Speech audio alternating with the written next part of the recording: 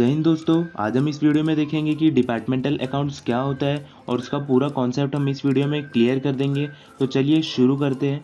Department accounts को समझने से पहले हमें डिपार्टमेंट्स को समझना पड़ेगा कि हम किस डिपार्टमेंट के बारे में बात कर रहे हैं, किसके अकाउंटिंग के बारे में बात करें। तो चलिए देखते हैं कि डिपार्टमेंट क्या होता है। डिपार्टमेंटल ऑर्गेनाइजेशन, जिसको हम हाइपर मार्ट, सुपर मार्ट या फिर एक रिटेल स्टोर या तो डिपार्टमेंटल स्टोर बोल सकते हैं। एग्जाम्पल लूँ तो डीमार्ट हो गया, बिग बाज़ार हो गया, रिलायंस रिटेल स्टोर हो गया। ये एक ऑर्गेनाइजेशन हो गया।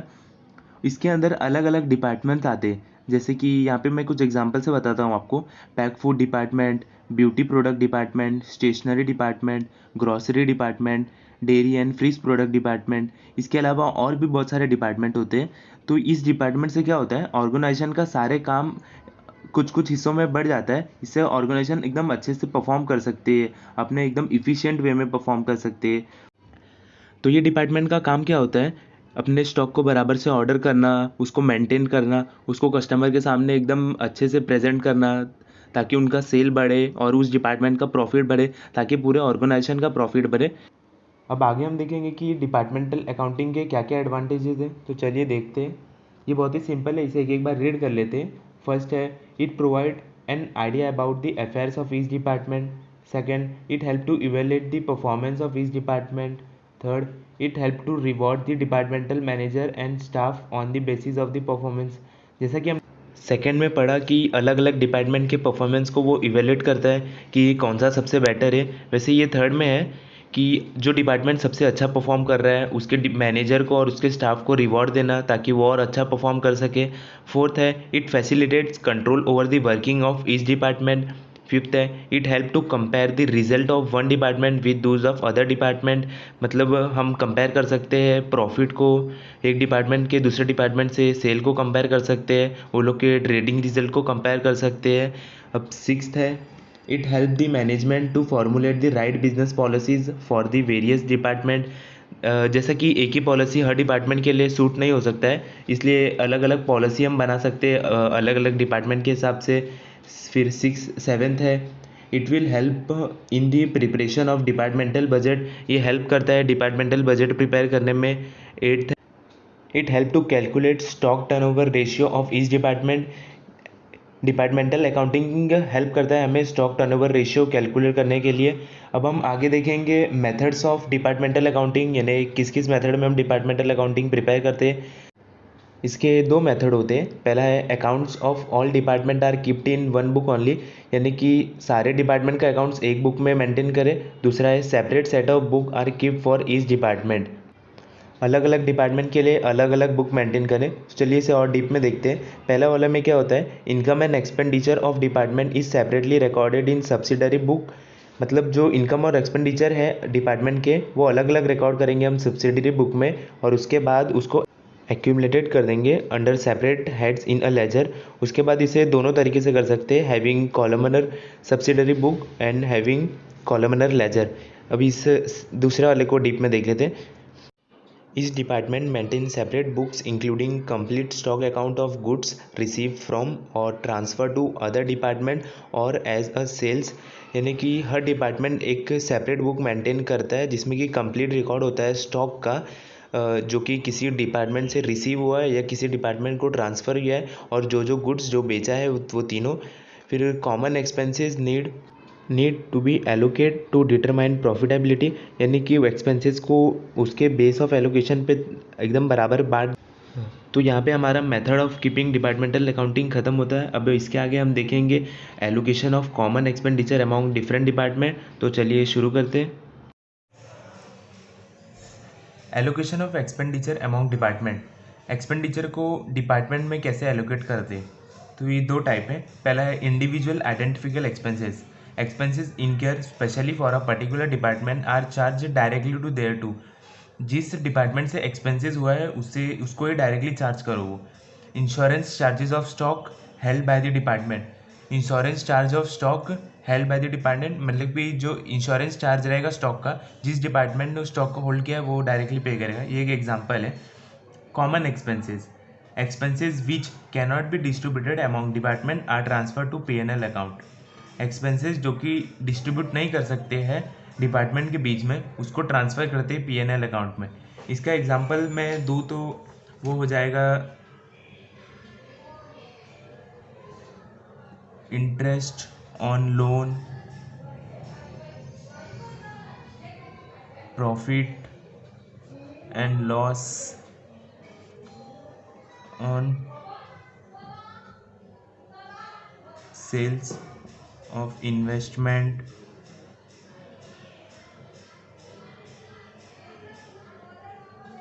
ये कुछ एग्जांपल हो गया इसका कि जो डिस्ट्रीब्यूट नहीं कर सकते। और आगे देखेंगे expenses which cannot be distributed among department on some suitable basis. Expenses which can be distributed among department on suitable basis. Expenses जो डिस्ट्रीब्यूट हो सकता है उसको एक सुटेबल बेसिस के ही करेंगे। जैसे कि एग्जाम्पल इसमें कुछ नीचे मैंने लिखे हैं उससे समझते हैं। पहला है रेंट। रेंट यानी कि एग्जाम्पल ले लेते हैं पहला।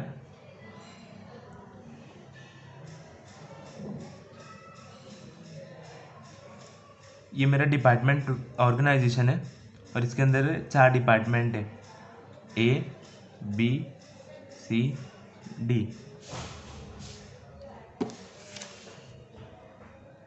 अभी रेंट है यानी कि ये ऑर्गेनाइजेशन में जो मैं रेंट पे कर रहा हूँ वो अलग अलग डिपार्टमेंट ने अलग अलग स्पेस ऑक्यूपाइड किया है। जैसे कि इसने 50 स्क्वायर किलोमीटर है, इसका भी 50 है, इसका भी 50 है, ये भी 50 है। तो मैं उसको अलग अलग जैसे कि जितना उस डिपार्टमेंट ने फ्लोर ऑक्यूपाइड किया है उसके बेसिस पे ही मैं उसको चार्ज करूँगा। अब देखते हैं आगे लाइट एंड हीटिंग एक्सपेंसेस। अभी अलग अलग डिपार्टमेंट है, ये डिपार्टमेंट ज़्यादा लाइट की यूज़ कर रहा है, ये डिपार्टमेंट कम यूज़ कर रहा है, ये और कम यूज़ कर रहा है और ये सबसे ज़्यादा यूज़ कर रहा है। तो जो जैसा कंज्यूम करेगा उसको वैसे ही मैं चार्ज करूँगा। Consume on energy use by each department. Selling expenses, ये किस पे चार्ज होता है? Sales of each department. Selling expenses की कुछ एग्जांपल बता देता हूँ मैं। जैसे कि डिस्काउंट अलाउड, मैंने गुड सोल्ड किया और जैसे कि वो जिसको मैंने सोल्ड किया वो बोल रहा है कि मैं इमीडिएट पेमेंट कर देता हूँ। तो जैसे कि उसका अमाउंट हो जाता है 10,500, तो मैं बोलूँगा कि ठीक है आप मुझे 10,000 दे दो, अभी दे रहे हो तो जो मैंने 5,000 का डिस्काउंट दिया वो हो गया डिस्काउंट अलाउड, सेलिंग एक्सपेंसेस में आ जाएगा। बैड डेब्ट्स, मैंने गुड्स क्रेडिट में सोल्ड किए और जैसे कि मैंने एग्जांपल लिया 10,500 का, तो उसने देते देते मेरे को 10,000 ही दिया, तो जो 500 है वो बैड डेब्ट्स में आ गया। सेलिंग कमीशन, अब एक एजेंट है वो उसको मैंने गुड्स बोला कि ये मेरे पास इतना टन गुड्स है, इसको तुम बिकवा दो, इस पर कमीशन जो होगा तुम्हारा 2% हो गया होगा। तो जो 2% रहेगा वो सेलिंग कमीशन के नाम पे आएगा। फ्रेट आउटवर्ड, जब गुड्स बल्क में, आउटवर्ड है देखिए, आउटवर्ड और इनवर्ड। आउटवर्ड हमेशा सेल्स पे होता है और इनवर्ड परचेज पे होता है। फ्रेट आउटवर्ड, आउटवर्ड यानी कि जब गुड्स बल्क में बाहर जा रहा है तो जो उस पर खर्चा आएगा उसको बोलते हैं फ्रेट आउटवर्ड। और फ्रेट इनवर्ड यानी कि जो गुड्स मैंने मंगाया है बाहर से जो मेरे फैक्ट्री में आ रहा है उसको हम बोलेंगे फ्रेट इनवर्ड। इनवर्ड परचेज पे होता है, आउटवर्ड सेल्स पे होता है। ट्रैवलिंग सेल्स मैनेजर सैलरी, जो मेरा सेल्स मैनेजर है, जैसे कि एक कंपनी है वो मसाले बेचती है, तो वो उसको हम भेज देंगे एक एजेंट को कि जाओ पूरे शहर में देखो किसको किसको मसाले लगेंगे उसको बेच के आओ। तो जो वो आदमी है वो सेल्स मैनेजर है, उसका जो ट्रैवलिंग का खर्चा होगा और बाकी उसके जो अलग अलग खर्चे होंगे वो आ जाएंगे सेलिंग एक्सपेंसेस में। और वो किसके बेसिस पे होगा? Sales of each department. जैसे जैसे डिपार्टमेंट का जिस डिपार्टमेंट का जैसा सेल होता है उसके ऊपर वो होगा। Fourth, carriage freight inward discount received octroi. Carriage freight inward यानी कि मैंने आपको बताया था जो परचेज पे लगता है गुड्स फैक्ट्री में आने के लिए जो रहता है वो। फिर डिस्काउंट रिसीव यानी कि मैंने बल्क में गुड्स परचेज किया और उसका पेमेंट इमीडिएट कर दिया, तो जो मुझे कैश डिस्काउंट मिला और ट्रेड डिस्काउंट हो गया। ट्रेड डिस्काउंट तो रिकॉर्ड नहीं करते, कैश डिस्काउंट जो हो गया वो हो गया। ऑक्ट्री, ऑक्ट्री एक टैक्स का नाम है जो कि बाय रोड लगता है और फ्रेट बाय रोड लगता है, रेलवे पे लगता है, एयरवे पे लगता है, अलग अलग रहता है। ये किस पे चार्ज होगा? Purchase of each department. Next क्या है? फिफ्थ है पावर। पावर कैसे चार्ज होगा? Horse power of equipment installed in each department. जो मशीनरी है वो अलग अलग हॉर्स पावर की होती है। तो जो जैसे जिस डिपार्टमेंट में जो मशीनरी इंस्टॉल्ड है वो कितने हॉर्स पावर की है, उस हिसाब से मैं अलग अलग डिपार्टमेंट में उस बेसिस पे मैं चार्ज करूँगा। सिक्स्थ है depreciation, value of acids in each department. Depreciation किस पे चार्ज होता है, एसिड्स की जितनी वैल्यू है उसमें से हम इसको काटे चार्ज करेंगे। सेवेंथ है इंश्योरेंस।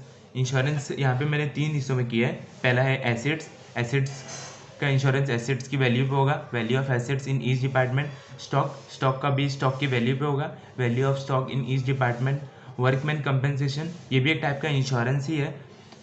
ये कब यूज़ होता है, जैसे कि प्रोडक्शन का काम चल रहा था और बीच में फायर लग गया, तो जो वहाँ के वर्कर हैं वो लोग को अगर इससे कुछ इंजरी हो गई तो इस वर्कमैन कंपनसेशन से फंड निकालेंगे और वो लोग को उसके रिलीफ में यूज़ करेंगे। Number of worker, wages of each department, उस बेसिस पे ये चार्ज होगा। एट्थ हो गया स्टाफ वेलफेयर एक्सपेंसेस, ये किस पे होता है, number of worker in each department. Ninth है contribution of PF ESI. PF यानी कि प्रोविडेंट फंड और ईएसआई यानी कि एम्प्लॉय स्टेट इंश्योरेंस। ये एक टाइप का, जैसे कि गवर्नमेंट ने अप्लाई किया हम लोग ऑर्गेनाइजेशन पे कि ये हम लोग आप वर्कर की सैलरी में से डिडक्ट करके रखें। तो ये देखते हैं किस पे, wages and salary of each department, wages और सैलरी में से इसे कट करेंगे हम लोग। फिर कॉस्ट ऑफ कैंटीन, अलग अलग क्वेश्चन में ऐसे ही दिया रहता है, तो जो जितना जो बेस है वही मैं आपको बता रहा हूँ। Cost of canteen, wages, number of worker in each department, जितना वेजेस रहेगा या number of worker each department में उस बेसिस पे होगा। वेजेस एंड सैलरी सिंपल है, time devoted to each department, जिस जिस एम्प्लॉय ने जितना टाइम एक डिपार्टमेंट में किया है उतने टाइम पे ही हम उसे सैलरी देंगे। आगे देखते हैं इंटरेस्ट। हाँ, जैसे कि कुछ इनकम और एक्सपेंसेस ऐसे होते हैं जिसको कि हम एक सुटेबल बेसिस पे एलोकेट नहीं कर सकते अलग अलग डिपार्टमेंट के, वो हो गया। जैसे कि इंटरेस्ट ऑन लोन हो गया, profit and loss on sales of investment हो गया। वो क्या होता है, वो डायरेक्टली ट्रांसफर कर देते हैं हम प्रॉफिट एक general profit and loss account में। तो यहाँ पे हमारा basis of allocation of expenses complete हो जाता है। अब हम देखेंगे types of department. There are two types of department, first independent, second dependent. Independent department, department which work independently of each other and have negligible inter department transfer are called independent department. Means department जो independently work करता है और जिसमें कोई inter department transfer नहीं होता है उसे इंडिपेंडेंट डिपार्टमेंट बोलते हैं। Second dependent department, department which transfer goods to another department for further processing are called dependent department. Means department जो ट्रांसफ़र करता है गुड्स दूसरे डिपार्टमेंट को फर्दर प्रोसेसिंग के लिए, और डिपार्टमेंट जो रिसीव करता है दूसरे डिपार्टमेंट से उसको फर्दर प्रोसेसिंग करने के लिए, वो होता है डिपेंडेंट डिपार्टमेंट। तो यहाँ पे हमारा टाइप्स ऑफ डिपार्टमेंट कंप्लीट होता है। अब हम देखेंगे इंटर डिपार्टमेंटल ट्रांसफ़र क्या होता है। इंटर डिपार्टमेंटल ट्रांसफ़र जैसे कि इसके नाम से ही समझता है, दो डिपार्टमेंट के बीच में कोई ट्रांसफ़र हुआ है, 2 3 4 कोई कितने भी डिपार्टमेंट के बीच में कोई ट्रांसफ़र हुआ है। तो चलिए इसे एक एग्जांपल से समझते हैं। एक डिपार्टमेंट है डिपार्टमेंट ए और दूसरा है डिपार्टमेंट बी। डिपार्टमेंट ए ने कुछ गुड्स डिपार्टमेंट बी को ट्रांसफ़र किया है, तो वो उसको 3 बेसिस पर कर सकता है, या तो कॉस्ट पे, या तो मार्केट प्राइस पे, या तो cost plus aggregate percentage of profit पे कर सकता है।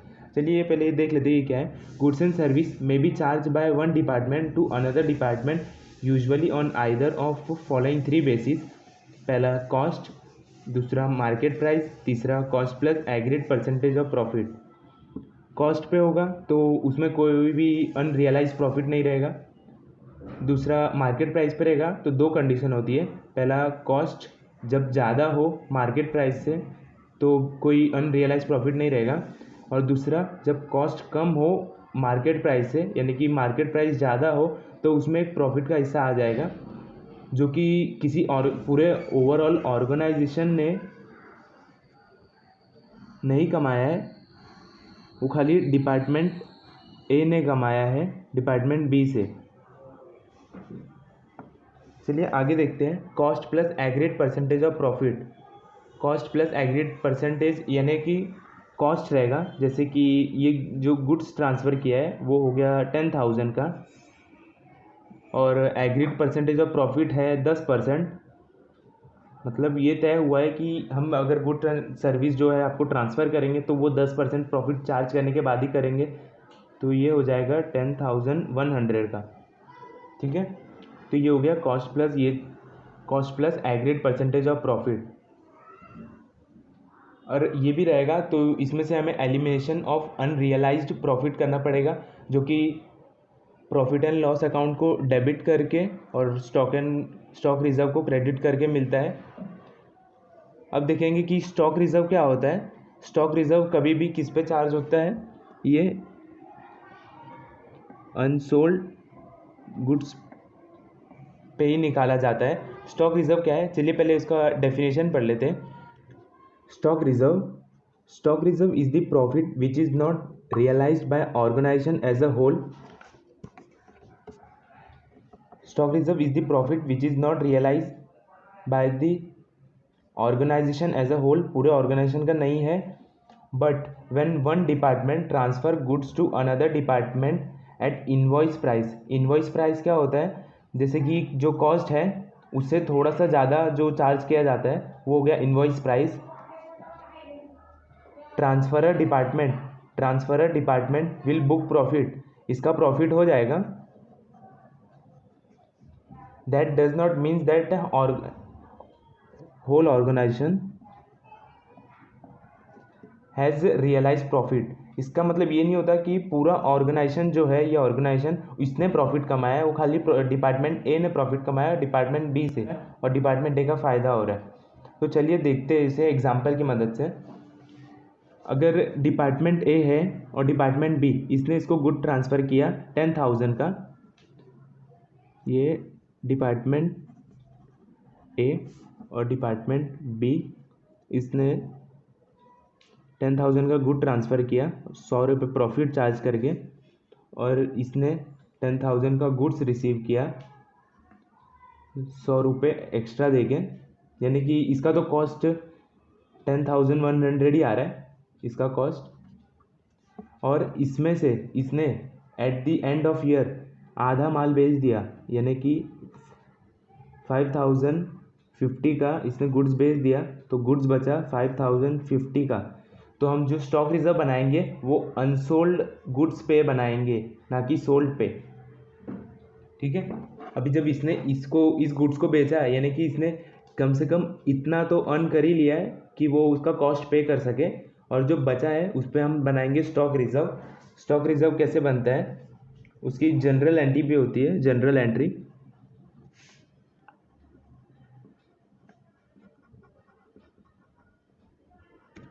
जनरल एंट्री क्या होती है, इसको at the end of year कैसे एंट्री पास करेंगे हम,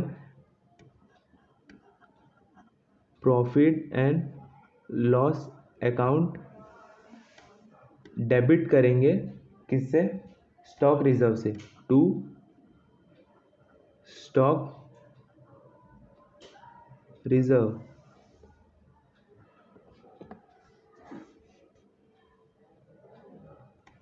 और हम नरेशन क्या लिख देंगे, being a provision made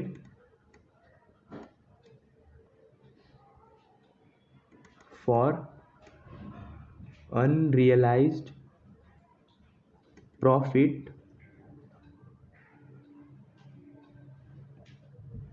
included in closing stock. हो गया। अब जैसे कि एंड ऑफ ईयर हम ये एंट्री को पास करेंगे at the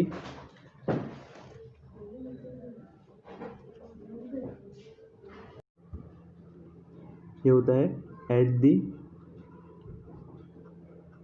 end of accounting year. इसका एग्जांपल से बताते हैं हम लोग।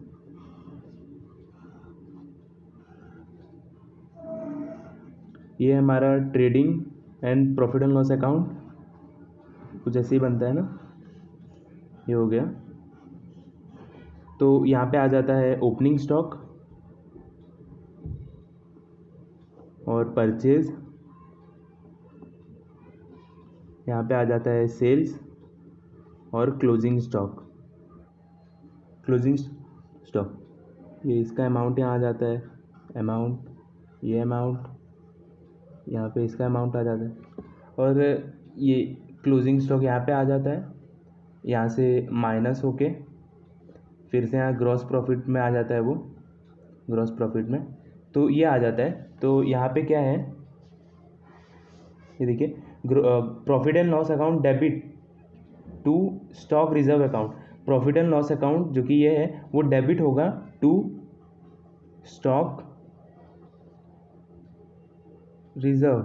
वही एग्जांपल से समझ लेते हैं, जो यहाँ पे अगर इतना बच रहा था तो ये इतने से डेबिट होगा 5050 से, और बैलेंस शीट जो अगर ऐसा है, बैलेंस शीट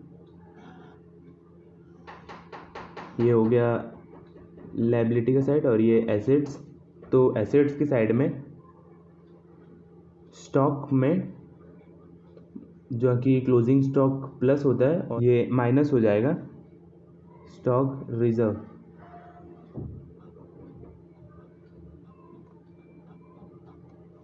तो ये at the end of accounting year ये वाली एंट्री पास होती है, और फिर at the beginning of accounting year में कौन सी एंट्री पास होती है, एट द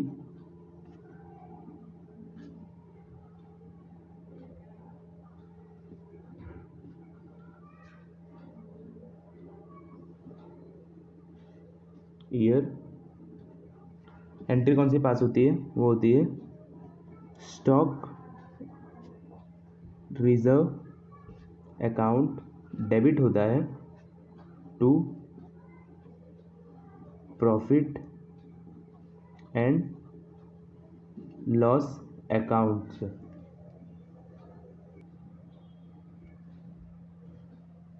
क्रेडिट ये रिवर्स एंट्री पास होती है, तो यहाँ पे हम लोग देंगे नरेशन में बीइंग प्रोविजन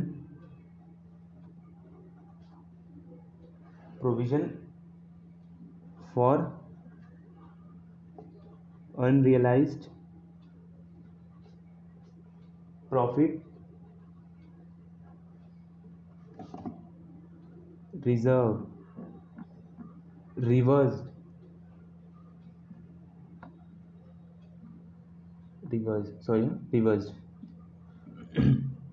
तो ये एंट्री पास होगी, यानी कि जो यहाँ पे था, यानी कि मैं दूसरे पे समझा देता हूँ आपको।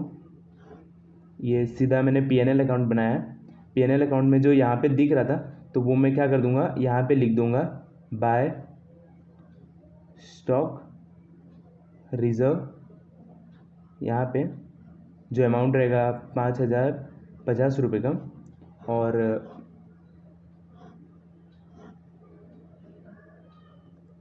बैलेंस शीट में वो फिर से मैं क्लोजिंग स्टॉक से जो माइनस किया है वो माइनस में हटा के वहाँ पे ऐड कर दूंगा अमाउंट। ये बैलेंस शीट, ये एग्जांपल के लिए मैंने आपको बताया था कि क्लियर हो जाए। तो ये एंट्री पास होती है एट द बिगिनिंग वाले में, बिगिनिंग ऑफ अकाउंटिंग ईयर में ये, और at the end of accounting year में ये।